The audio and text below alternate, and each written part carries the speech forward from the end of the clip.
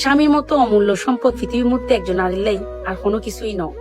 তুই নিজের বাবা মা হও, নিজের ফ্যাটো সন্তান হও, সবকিছুর ঊর্ধ্বে কিন্তু একজন স্বামী।